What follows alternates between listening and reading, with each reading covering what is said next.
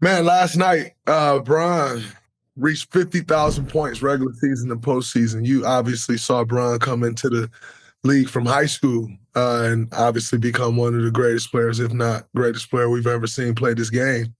Um, is there some moment with Bron that stands out with you more than others in watching his, man, what is it, 22 years now? 21? 22 years, 40 years old. That night in Detroit, or that night at the Palace of Auburn Hills, because that was a playoff night, and we got the show on the road. And he scored, what, 25 straight and 29 out of 30, or something like that down the stretch. And the thing that, and here's the great thing about the job that I have is being able to sit around and watch hoop with the guys I watch. Kenny and Shaq and Chuck, and Magic's been in there for a time before that. But when you watch a performance like that, and then you glance over at these dudes, and they're all like, yeah, then you've seen something special. And so I think that was the night that I'll never forget. I mean, it's amazing. And again, those are one of those nights that defy description. And on another front, obviously, the fact that Space Jam: A New Legacy, I was in that film. With LeBron, obviously. Ernie, you big time, man. And so, and still, look, I'm still, guys, disappointed that a Best Supporting Actor nomination for real did not. I'm figuring it's probably like when they had the NBA's 50 greatest, and I was working with Reggie Theus at the time, and Reggie said I was number 51. So I feel like that year at the Oscars, I think there were probably 7 nominees for Best Supporting Actor. I was 8. I was number 8. Yeah. Let's get into some NBA news. A major topic today facing the NBA. LeBron and Channing Frye discuss why players are reluctant to take the face of the league role after 35 years of covering the NBA on TNT. What is your perspective of why players would resist being the face of the league? Well, we talked about this on the air the other night too, about can somebody dictate who the face of the league is, or is that something you grab, you want, and you seize it? Sometimes you can't help but be the face of the league. Mm-hmm. Sometimes that's all talent driven. But I think it does go hand in hand with reputation, how you carry yourself. And these days, obviously, nothing goes unchecked from one day to the next. Yeah. So you might have the talent to be the face of the league, or the guy that everybody thinks of when they think, oh, NBA. Oh, I think LeBron James, or NBA. I think Michael back then, that kind of thing.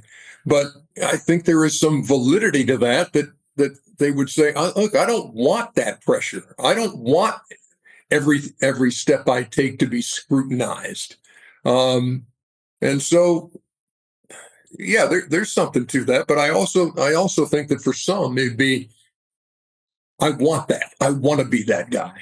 I want to carry the flag for the league.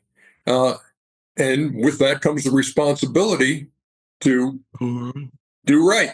Okay. Yep. Don't be in the headlines for the wrong things. Mm-hmm. That all goes with it, because you anoint somebody as the face of the NBA. Then what happens when they slip up and do X or Y?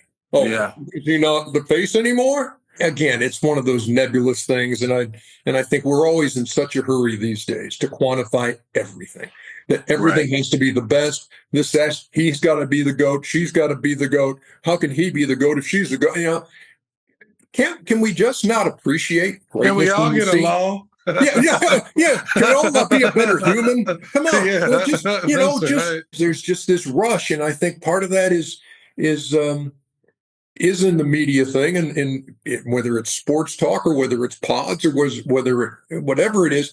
But if on a sports talk show you got 4 hours to fill, well, we're going to spend an hour talking about somebody just won a game last night with a 3-pointer at the buzzer. Is he the greatest clutch shooter of all time? Well, how can he be? Yeah. And then we want to argue for.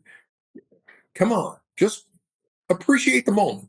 Appreciate greatness if we can do that. But apparently that's not the way things are done anymore. That is indeed true. I think you're spot on with everything you said. Do you see someone that you say, I think that's who it's going to be? Because it's been this interesting landscape where, I feel like for the last 7 years, everyone has been trying to move on from Bron. And, for the last 3 to 4 years, everybody's been trying to move on from Steph, thinking like, oh, we got it now. Like, this young guy's coming, that young guy's coming. And it's like every year it's reverted right back to those guys, Bron, Steph, and everything they're doing. When you look around the landscape, is there someone that you see that it's like, no, I think it's going to be that person?